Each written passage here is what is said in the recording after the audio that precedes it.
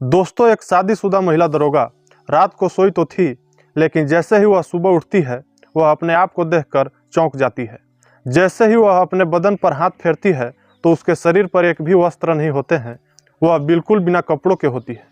उसे बिल्कुल भी होश हवास नहीं होता है और वह बिना कपड़ों के ही पलंग पर पड़ी होती है। और जब साइड में चल रही टीवी पर उसकी नज़र पड़ती है तो उसकी आंखें फटी की फटी रह जाती हैं दोस्तों, क्योंकि उस टीवी में जो वीडियो चल रहा होता है वह उसी का वीडियो होता है और वह उस वीडियो में बिल्कुल भी न्यूड दिख रही थी। और ऐसा देखकर वह हैरान हो जाती है, परेशान हो जाती है, क्योंकि उस वीडियो में उस महिला दरोगा के साथ कोई व्यक्ति संबंध बना रहा होता है और वही वीडियो वह चला के छोड़ देता है।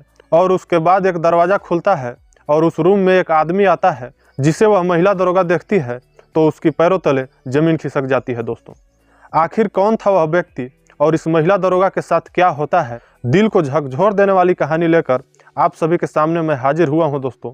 बाकी वीडियो में अंत तक जरूर बने रहिएगा। वीडियो को लाइक कर दीजिएगा और चैनल को सब्सक्राइब करके हमारे साथ जुड़ जाइएगा, क्योंकि इस चैनल पर इसी प्रकार मज़ेदार एवं सच्ची कहानियां मैं लेकर आते रहता हूं। नमस्कार दोस्तों, कैसे हैं आप लोग?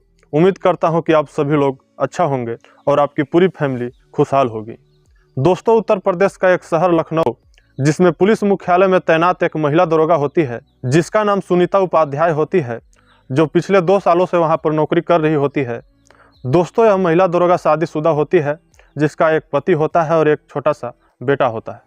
इसके पति का एक सरकारी नौकरी होता है जो ग्राम सेवक के पद पर होता है, जो लखनऊ शहर से 100 किलोमीटर की दूरी में गाँव पर रहता है। और जो महिला दरोगा होती है वह लखनऊ के ही शहर में पुलिस मुख्यालय में रहती है, जिसे एक सरकारी क्वार्टर अलाउड कर दिया जाता है, वहीं अपने रूम पर रहा करती थी। दोस्तों, यह घटना है 22 जनवरी 2016 की, जिसमें पुलिस मुख्यालय में कहीं हुड़दंग होने की खबर आती है और सूचना मिलते ही वहां से पुलिस दल तुरंत रवाना होती है और उसमें सुनीता उपाध्याय भी होती है। और वहां पर जाने के बाद स्थिति ऐसी हो जाती है कि वहां पर मारपीट होने लगता है, जिससे लाठीचार्ज भी करना पड़ता है।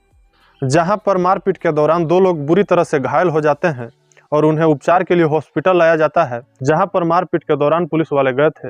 मामला इतना गंभीर होता है कि उन सभी पुलिस वालों का लाइन हाजिर कर दिया जाता है, जिसमें सुनीता उपाध्याय भी होती है, और इन सभी से जवाब मांगा जाता है। और जब लाइन हाजिर होता है और जब जवाब मांगा जाता है तो इससे सुनीता उपाध्याय बहुत डर सी जाती है और उसे यह डर सताने लगता है कि कहीं उसकी नौकरी न चली जाए, वह सस्पेंड न हो जाए।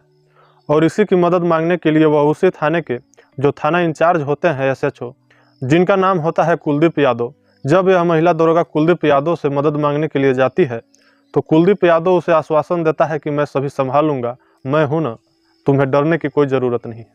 दोस्तों, सुनीता उपाध्याय नौकरी पर तो आ जाती है, उसको 2 स्टार तो मिल जाता है, लेकिन वह देखने में बहुत खूबसूरत होती है। दोस्तों, सुनीता उपाध्याय की इस खूबसूरती को देखकर कुलदीप यादव मचल जाता है। और फिर एक दिन 2 फरवरी 2016 की रात लगभग 8 बजे के करीब कुलदीप यादव सुनीता उपाध्याय के पास कॉल करता है और बोलता है कि तुम्हारे केस के सिलसिले में तुमसे कुछ ज़रूरी बात करना है, इसलिए तुम अभी मेरे क्वार्टर पर आओ। दोस्तों, सुनीता उपाध्याय मजबूर होती है, इसलिए वह कुलदीप यादव के क्वार्टर पर पहुंच जाती है। और जैसे ही सुनीता उपाध्याय कुलदीप यादव के क्वार्टर पर पहुंचती है तो वह देखती है कि कुलदीप यादव बैठकर शराब पी रहा होता है और 2 गिलास रखा हुआ था, जिसमें एक गिलास में शराब भरा हुआ था और एक गिलास में वह पी रहा होता है और बाकी चखना भी रखा होता है। ऐसा देखकर सुनीता उपाध्याय घबरा जाती है, लेकिन फिर भी मजबूरी होती है, इसलिए वह भी जाकर बैठ जाती है। फिर कुलदीप यादव सुनीता उपाध्याय से बोलता है कि देखो, मैं तुम्हारे केस के सिलसिले में ही तुमको मैं बुलाया हूँ, तुम्हें बिल्कुल भी टेंशन लेने की ज़रूरत नहीं है। मैं ऊपर बात कर चुका हूँ, सब कुछ ठीक है, तुम्हारी नौकरी नहीं जाने वाली है। जिससे सुनीता उपाध्याय कुलदीप यादव को थैंक्स बोलती है, लेकिन कुलदीप यादव बोलता है कि थैंक यू से काम नहीं चलेगा, तुम्हारे लिए बहुत खुशखबरी की बात है, इसलिए मैं तुम्हारे लिए ही यह तैयारी करके रखा हूँ, तो जल्दी से एक पैक मार के टेंशन मुक्त हो जाओ। दोस्तों, कुलदीप यादव सुनीता उपाध्याय को शराब पीने के लिए आग्रह करता है, लेकिन सुनीता उपाध्याय मना कर देती है। फिर कुलदीप यादव अपने हाथों से सुनीता उपाध्याय को गिलास पकड़ा देती है, जिससे मजबूरी में सुनीता भी गिलास पकड़ लेती है। दोस्तों, सुनीता उपाध्याय के पास ऐसी परिस्थिति होती है कि उसे अपने बॉस के सामने ही मजबूरी में उसे शराब पीना पड़ता है और वह शराब पी जाती है। और शराब पीते पीते वह अपना होश हवास खोने लगती है और लगातार 3 पैक शराब पी जाती है, जिससे वह नशे में अपना होश हवास खो देती है। और जब सुनीता उपाध्याय नशे में हो जाती है तो कुलदीप यादव सुनीता उपाध्याय के पास जाकर बैठ जाता है दोस्तों, कुलदीप यादव के मन में हवस का भूत सवार होता है और वह सुनीता उपाध्याय की मजबूरी का फायदा उठाना चाहता था और फिर सुनीता उपाध्याय को वह जहां तहां छूना स्टार्ट कर देता है। दोस्तों, सुनीता उपाध्याय नशे में होती है, लेकिन फिर भी कुलदीप यादव को ऐसा करने से मना करती है, लेकिन कुलदीप यादव फिर भी उसे फोर्स करते जाता है। सुनीता उपाध्याय को ऐसा करने के लिए कन्विंस करने का कोशिश करता है। फिर कुलदीप यादव सुनीता उपाध्याय के कपड़ों को धीरे धीरे उतारने लगता है और उससे जबरन शारीरिक संबंध बनाने का कोशिश करने लगता है। सुनीता उपाध्याय अपने क्वार्टर में अकेली रहा करती थी।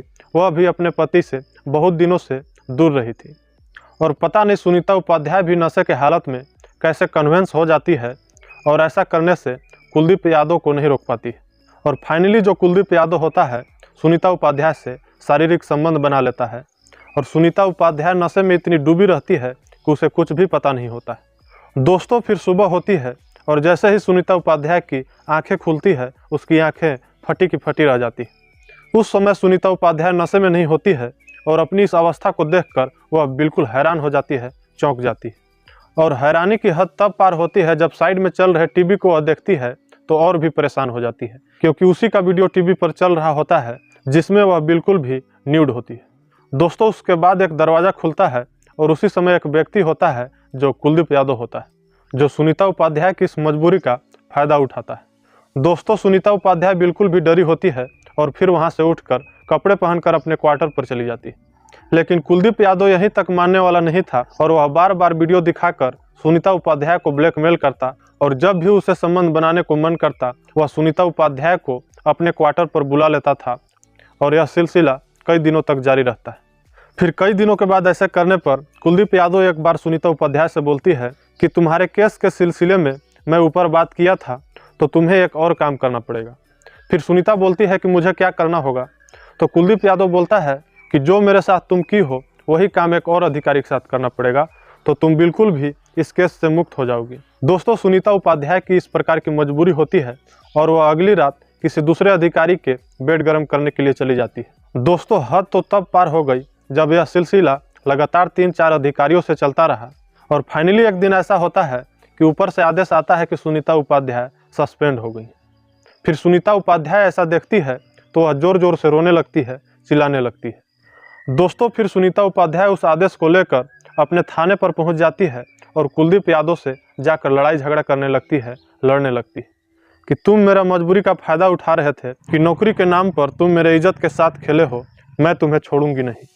दोस्तों, फिर सुनीता उपाध्याय कुलदीप यादव से धक्का मुक्की करने लगता है, जिससे थाने भर के जितने भी पुलिस होते हैं वह सभी लोग जान जाते हैं और खड़े होकर देखने लगते हैं। दोस्तों, फिर जैसे ही यह खबर सोशल मीडिया के माध्यम से बाहर आता है तो सभी लोग यह जानकर हैरान हो जाते हैं। तो दोस्तों, इस प्रकार की घटना के बारे में आपका क्या विचार है, नीचे कमेंट में हमें ज़रूर बताइएगा।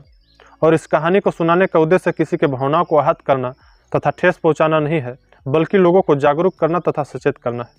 और यहाँ तक इस कहानी को सुनने के लिए बहुत बहुत धन्यवाद। मैं मिलता हूँ आप सभी से किसी नेक्स्ट वीडियो में नए टॉपिक के साथ नई कहानी लेकर। नमस्कार।